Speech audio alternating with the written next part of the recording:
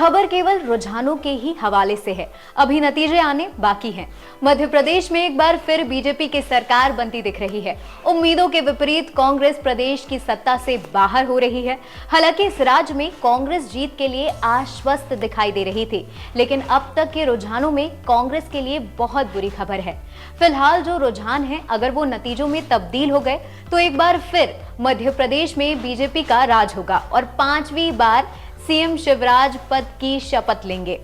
मध्य प्रदेश में भाजपा का अब तक का सबसे शानदार प्रदर्शन 2003 में रहा था। मध्य प्रदेश का 1 नवंबर 2000 को विभाजन हुआ था।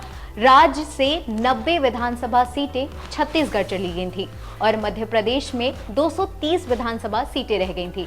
साल 2003 में भाजपा ने उमा भारती की अगुवाई में विधानसभा चुनाव लड़ा और 230 में से 173 सीटें जीती थी और तब से ही लगातार बीजेपी सत्ता पर काबिज रही।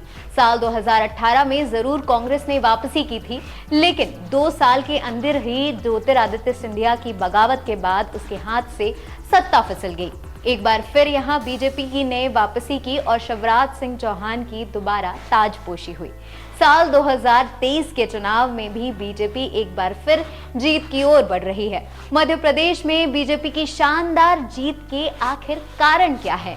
पीएम मोदी का चेहरा, शिवराज सिंह चौहान की लाडली बहना योजना और क्या गेम चेंजर रहे हैं, आइए जानते हैं। सीएम शिवराज सिंह चौहान की लाडली बहना योजना ने चुनाव में उनकी जीत के लिए बड़ी भूमिका निभाई। यही नहीं, पीएम खुद अपनी कई चुनावी रैलियों में लाडली बहना योजना का जिक्र करते नजर आए। शिवराज सिंह चौहान ने भी खूब बूस्ट किया। चुनाव प्रचार के दौरान इस लाडली बहना योजना के बारे में खूब तवायफ हुई। कहा गया, सरकार ने प्रदेश की करीब 1 करोड़ 31 लाख महिलाओं के अकाउंट में 1250 रुपए की 2 किश्तें डाली।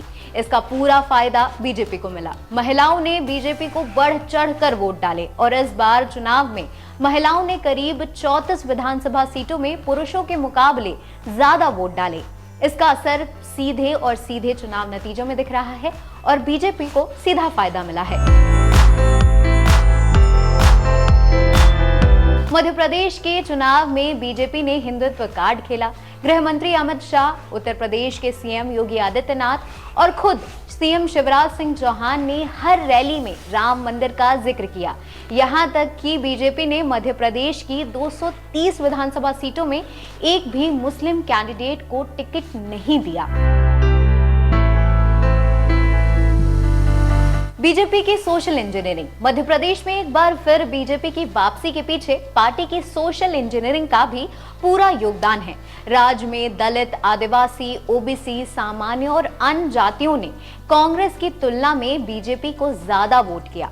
कांग्रेस सामान्य और ओबीसी की वोट की लड़ाई में वो बीजेपी से काफी पीछे रह गई, जिसका खामियाजा उन्हें हार से चुकाना पड़ रहा है। मध्य प्रदेश में पीएम मोदी के चेहरे पर चुनाव लड़ा गया।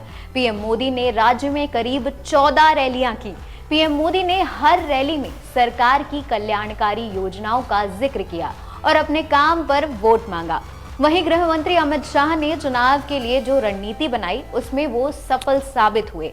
अमित शाह ने खुद चुनावी रणनीति की कमान संभाली।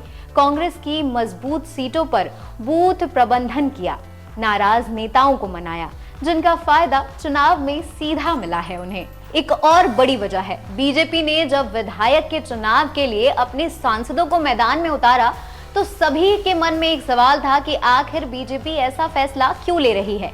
लेकिन बीजेपी का ये दाव आखिर चल गया। नरेंद्र सिंह तोमर हो, फग्गन सिंह कुलस्ते, प्रहलाद पटेल जैसे बड़े नेताओं को मैदान में उतारना बीजेपी के लिए एक मास्टर स्ट्रोक साबित हुआ है। और भी ऐसी चुनावी अपडेट्स के लिए जुड़े रहें एनबीटी ऑनलाइन के साथ।